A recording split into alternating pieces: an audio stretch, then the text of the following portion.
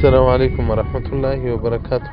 مغفرته فرهاد محترم لا مرکز خفتنه کړی ده چې سرای را نسم خپلې پیسې نسم ورکولی ځکه دلته شرایط نه دي سم. نو وایي که زه د بینګ څخه پیسې واخلم هغه په داسې طریقه چې ما ته قرض راکړي یا زما پوروړي ته دا پیسې ورکړي، نو پر هغو پیسو باندې بیا دوی لږ زیادت غواړي راسه. په دې کې شرن څه مشکل شته که نه شته؟ محترمه ستا څه نه مې سره خلاص شو. رسول الله صلی الله علیه وسلم وایي په آخره زمانه کې به عوام و خواص ټول هغه دغه د سود په اعمالو باندې مبتلا شي. دا معامله سود ده.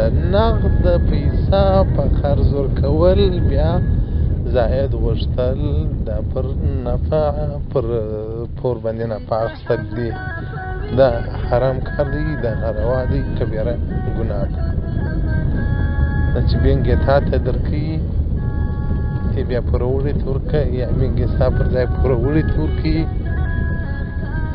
بیا ته بینګ ته ورکوې، دا سود دی. شنه په شنه نفع اخیستل دي.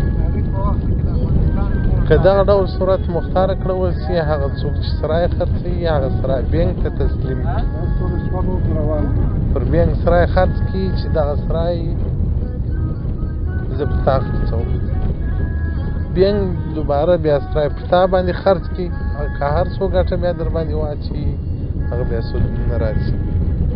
دا وایي هندیه جلد درېیم 204 فصل بسر دغه رنګه هدایه جلد ده درېیم صفحه 130 کتاب الحواله.